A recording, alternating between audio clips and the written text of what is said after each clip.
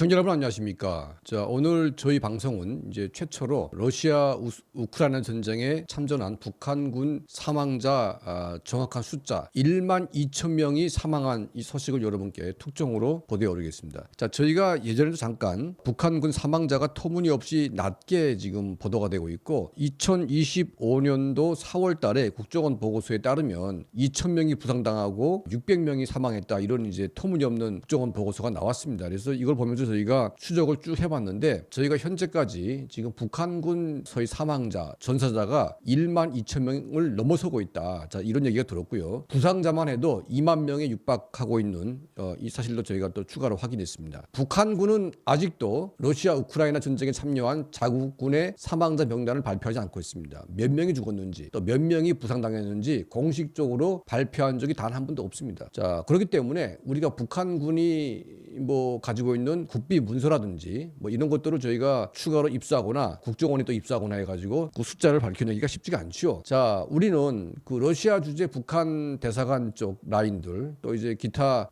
러시아 쪽의 정보 라인들을 통해서 북한군의 사망 숫자를 대략적으로 저희가 이제 파악을 해봤는데 1만 2천 명이 넘어서고 있다. 그러면 이 전쟁에 참전한 북한 군인은 총 몇 명이냐? 2023년부터 현재까지 약 12만 명 이상이 이제 참전한 것으로 저희는 이제 파악을 하고 있습니다. 지금 북한군이 12,000명 정도가 참전했다고 지금 보도에 나오는데 이건 새빨간 거짓말이고요. 그 정도의 병력 가지고 전쟁에 참여할 수도 없을 뿐더러 북한군이 초기 쿠르스크 해방 전쟁이라고 해가지고 처음 참전했을 때 우크라이나의 주력 부대가 이 지역을 이제 침공을 했고 러시아는 속수무책으로 이 지역을 이제 뺏겼습니다. 자, 이걸 회복하는 과정에서 북한군이 무리한 전략을 쓰면서 떼죽음을 자처했는데 달랑 600명이 죽었다. 이거는 새빨간 거짓말인 거죠. 자, 그래서 우리가 왜 북한군의 사망자가 이렇게 많은지 이 정확한 근거들을 여러분께 말씀에 올리겠습니다. 예를 들면 베트남전에 참전했던 대한민국 국군이 있습니다. 북한군은 이제 우크라이나 러시아 전쟁에 참전을 했죠. 자, 여기서 보게 되면 당시 베트남 전쟁에 참전해가지고 우리 국군이 약 32만 2천 명 정도가 64년도부터 73년도 사이에 동원돼가지고 5천여 명이 전사했고 1만여 명이 부상당한. 그러니까 참여 군인 숫자나 또 이제 연도를 보게 되면 상당히 이제 그 아주 적은 숫자가 전사했고 또 부상자도 그렇게 생각보다 많지가 않습니다. 자, 그에 비해서 미군은 전사자가 무려 58,220명, 부상자가 15만 명. 자, 여기서 2만 1,000명은 상당한 장애를 입은 만큼 큰 부상을 입었습니다. 자, 거의 약 300만 명이 참전을 했고 약 한 150만 명이 실제 전투에 참전했을 만큼 미군의 병력이 엄청난 숫자가 베트남전에 들어갔죠. 자, 그런데 미군의 그 막강한 전력, 그 군사 숫자는 물론이고 엄청난 전비를 쓰고도 미군이 한국군에 비해서 큰 피해를 입은 것은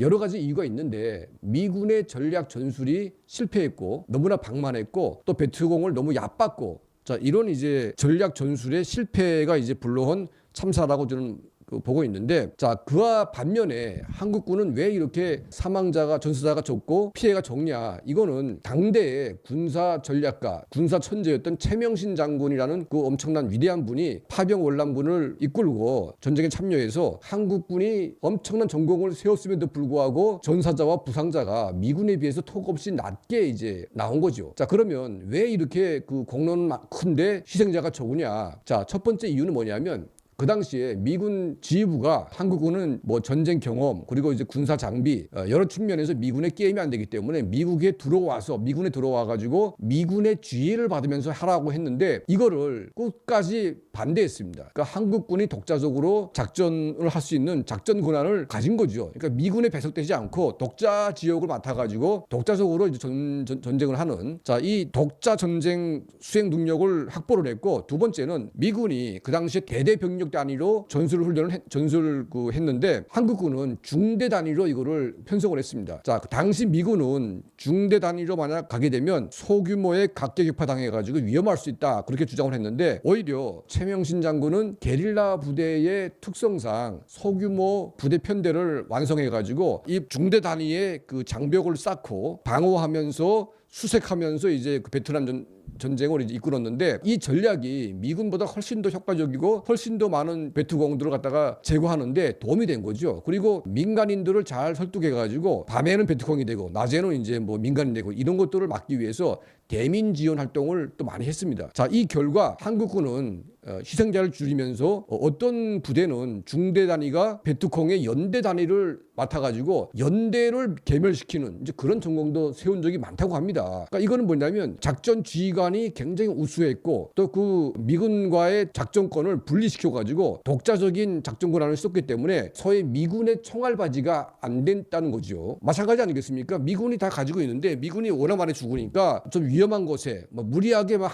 한국군을 파견해가지고 내몰게 되면 무리한 희생자가 나오게 돼 있는 거죠. 만약 그 당시에 최명신 장군이 미군의 밑에 들어가가지고 미군이 시키는 대로 했더라면 아마 떼죽음 당했을 겁니다. 자, 이걸 분리시켰고 또 최명신 장군의 탁월한 어떤 그 군사 전략가로서의 지휘 능력이 한국군의 그 사망자를 줄이고 또 이제 피해를 많이 줄인 거죠. 자, 그러면 북한군이 600명밖에 안 죽었다 이런 새빨간 거짓말을 누가 믿습니까, 여러분? 믿을 사람이 없습니다. 그리고 북한군이 12,000명이 들어갔다고 그러는데 12,000명이 아니고요. 12만 명이 이제 들어갔는데 그걸 10분의 1로 줄여가지고 국제사회에 거짓말을 하고 있습니다. 또 북한 정보기관 또 러시아 북한 대사관들은 역정보를 흘려가지고 북한군이 참전한 게 아주 최소화시켜가지고 별거 아닌 것처럼 만들려고 하고 있는데 여러분 보시기에 별거 아닌 것 같습니까? 그렇지가 않습니다. 그러면 북한군이 왜 이렇게 떼죽음 당했냐? 그 이유가 있습니다. 첫 번째, 북한군이 독자적인 작전권을 가지지 못하고 러시아군에 기속이 돼가지고 러시아군이 시키는 대로 움직이는 그러니까 러시아 하부 군대로 이제 전략이 한 거죠. 자, 그러다 보니까 러시아군이 생각하는 게 뭐겠습니까? 자국 군대는 가급적이면 안 죽이고 위험한 곳에 북한군을 내몰아가지고 총알바지를 시키는 게 아니겠습니까? 이거는 나쁘게 보는 게 아니고 똑같이 미군이라도 자기 군대는 아끼고 다른 군대는 내보내게 돼 있는 거죠. 그러니까 러시아도 너무나 많은 병사가 죽었기 때문에 북한군이 자기 작전권 시야로 들어오게 되면 당연히 북한군을 먼저 내몰고 총알바지로 쓰는 것은 당연한 것이고요. 두 번째는 뭐냐면 최명신 장군과 같은 그런 훌륭한 지휘관이 이번에 파병된 북한군 지휘관에는 없다는 겁니다. 거의 뭐 김정은에게 꼭두각시 역할을 하는 완전히 한심한 지휘관들. 자, 이런 애들이 가다 보니까 전쟁 수행 능력이 전혀 없는 애들이 지금 들어갔다 이거죠. 자, 여기에 북한군은 산악전에 익숙한 훈련을 했는데 우크라이나 전쟁은 이제 평야지대의 전투입니다. 평야지대의 전투 상황을 인지하지 않고 무리하게 투입을 했습니다. 그리고 드론 전쟁 또 이제 미사일들이 날아오는데 자, 이 눈먼 장님같이 앉아 있다가 한 번은 북한군 지휘부를 타격했는데 500명이 한꺼번에 죽은 사건도 있었고요. 드론이 따라다니면서 북한군을 그냥 뭐 파리 잡듯이 그냥 죽였는데 달랑 600명밖에 안 죽었다는 것은 이건 말도 안 되는 얘기입니다. 쿠르스크 소위 해방전쟁에 척이 참전했을 때 그때 이제 거의 떼죽음을 당했고요. 그때 이제 10,000명 이상이 죽은 것으로 파악이 되고 있습니다. 이미 죽은 다음에 그 이후에 부대들이 그 전쟁 상황을 인지하면서 방어 전략을 썼기 때문에 희생자가 확 줄었는데 이 초기 때에는 완전히 그냥 거의 뭐 떼죽음 상태였지요. 자, 또 하나의 중거는 뭐냐? 북한이 소위 영웅들을 기리는 이 중앙당 모임에서 101명의 공화국 영웅을 이제 만들어냈습니다. 그리고 나서 이제 그 영웅들에게 메달을 다 이렇게 수여했는데 101명의 공화국 영웅은 북한이 공개한 것이기 때문에 이거는 이제 팩트인 거죠. 그러면 600명이 죽었다면 6명 중에 1명이 공화국 영웅이 됐다는 얘기인데 이거는 말이 안 됩니다, 여러분. 말 그대로 공화국 영웅이라는 것은 그냥 총알에 맞아 죽은 게 아니라 전쟁을 수행하면서 뭐 백성엽 장군 같이 최명신 장군 같이 어떤 뛰어난 공적을 세운 군인들에게 수여하는 것이기 때문에 6명당 1명의 공화국 영웅을 줄 수가 없습니다, 여러분. 예를 들면 6.25 전쟁 때 공화국 영웅이 몇 명인지 아십니까? 627명의 공화국 영웅 칭호를 받았습니다. 3년간 전쟁에서 엄청난 희생자가 나왔는데 당시 북한군 전사자가 52,000명입니다. 그러니까 52,000명에서 600명이 나왔으니까 이거는 90명당 1명꼴의 영웅이 나온 겁니다. 90명당 1명꼴에. 자, 6.25라고 하는 그 3년간의 전쟁에서도 600명밖에 안 나왔는데 지금 쿠르스크 전쟁에서 101명이 나왔다는 것은 600명 사망자에서 100명의 영웅이 나왔다. 이거는 새빨간 거짓말이고 그런 일이 있을 수가 없습니다, 여러분. 12만 명이 파병돼가지고 12,000명이 죽었다고 가정하게 되면 101명의 영웅은 110명당 1명의 영웅이 나왔다. 다는 것을 의미합니다. 그러니까 6.25 전쟁하고 비례를 해봐도 6.25 전쟁이 훨씬 더 북한군에게는 치명적인 그런 이제 결과를 가져왔죠. 그러니까 초기 때 북한군이 서울로 침공해서 부산까지 갈 때에는 북한군의 인명 피해가 많지 않았습니다. 일방적으로 미군과 대한민국이 피해를 보다가 낙동강 전선에서 북한군이 떼죽음 당하고 그 다음에 이제 인천 상륙작전에서 들어오는 부대에 의해서 또 한번 괴멸되고 후퇴하는 과정에서 북한군의 손실이 엄청나게 발생했는데 이거는 이제 후퇴하다 보니까 이제 미군 폭격에 맞고 뭐 부대에 포위돼서 죽고 해가지고 5만 명 이상이 떼죽음 당한 거죠. 뭐 더 많이 죽은 것은 중국인민 해방군이 더 많이 죽었지만 일단은 북한군도 5만 명 이상이 전사했습니다. 5만 명 중에 627명이 공화국 영웅이 됐습니다. 그러면 이번에 쿠르스크 해방 전쟁에서 소위 101명의 영웅이 나왔다. 그런데 죽은 사람은 600명밖에 안 된다. 이거는 상식이 있는 사람이라면 북한을 조금이라도 아는 사람이라면 이런 걸 믿을 수가 없습니다. 그래서 국정원이 참 엉터리라는 게 그런 얘기인 거죠. 최소한 국정원이 발표라고 하게 되면 공화국 영웅이 101명이 나왔다고 하게 되면 왜 달랑 600명밖에 안 죽었는데 6분의 1이 공화국 영웅이다?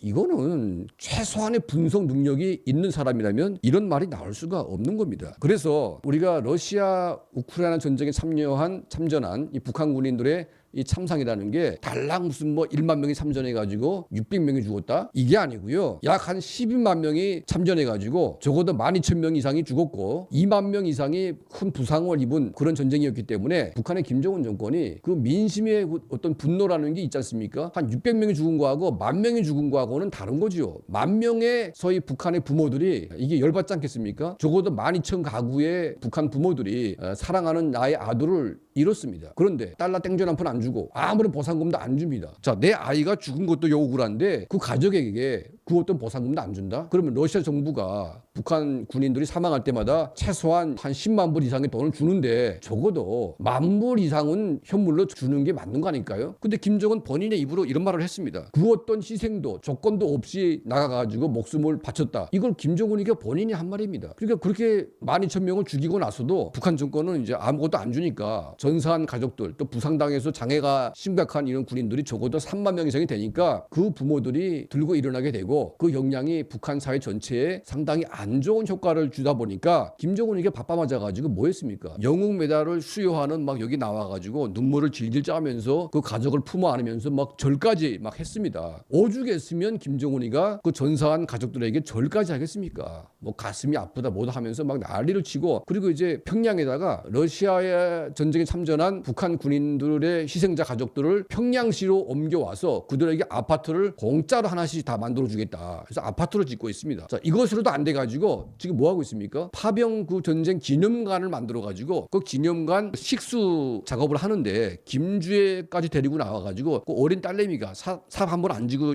딸내미가 같이 막 식수를 합니다. 자, 그만큼 김정은이가 파병한 군인들의 그 사망자 또 부상자에 대한 그 눈치를 많이 본다는 얘기죠. 그리고 할 수 있는 모든 걸 다 하고 있습니다. 돈만 못 줄 뿐이지 돈 말고 북한의 그 자원, 인적 자원과 물적 자원을 쥐어 짜가지고 희생자와 부상자들에게 최대한 뭔가 혜택을 주려고 하고 있는 거죠. 이걸 저희가 지금 국내 언론이나 그 어떤 그 뭐 기관에서도 북한군의 사망자 숫자를 정확히 밝히지를 못하고 있습니다. 모르고 있습니다. 그러니까 상식적으로 북한군이 600명밖에 안 죽었는데 공화국 영웅이 101명이 나왔고 그리고 뭐 북한 김정은 정권이 요란하게 막 국가 행사를 막 몇 번씩이나 하는데 그럴 수가 없어요. 북한은 뭐 동계 훈련 같은 거 한 번 할 때마다 600명, 1000명씩 죽습니다. 우리하고 달라요. 걔들은 인명에 대한 어떤 그런 소중함도 개념도 없고 군사 훈련을 하는 과정에 북한 군인들이 막 얼어 죽고 맞아 죽고 뭐 엄청나게 죽습니다. 몇백 명씩 죽어요. 죽어도 뉴스에 한 줄 안 나옵니다. 자, 그런 나라인데 달랑 600명이 죽었다고 해서 북한 김정은 본인이 뭐 눈물을 흘리면서 그렇게 하겠습니까? 그건 아닙니다. 자, 우리가 단순히 뭐 정보에 의해서 북한군이 12,000명이 죽었다 뭐 이렇게 주장하는 게 아니고 이 말이 왜 신빙성이 있는지에 대한 정확한 이제 데이터와 근거를 가지고 특히 이제 우리가 베트남 전쟁에 참전했던 역사적인 경험이 있기 때문에 그 전쟁과 비교해서 왜 북한군이 엄청난 희생을 치를 수밖에 없었고 왜 죽었는지에 대해서 상식적인 그런 측면에서 여러분께 설명을 해드렸습니다. 자, 뭐 우리가 이제 그 강철한 TV는 이제 늘 우리가 놓치고 있는 북한 관련된 다양한 뉴스 가운데 아주 정확하고 팩트에 근거한 분석을 통해서 여러분께 정확한 뉴스를 전달해 올리고 있습니다. 앞으로도 이제 뭐 북한의 다양한 뉴스들을 또 이제 뭐 남들이 할 수 없는 이런 정보들을 여러분께 지속적으로 이제 보도해 드리겠습니다. 자, 우리 채널에 대한 좋아요, 구독 그리고 항상 이제 후원해 주시는 우리 많은 분들께 늘 진심으로 감사드립니다.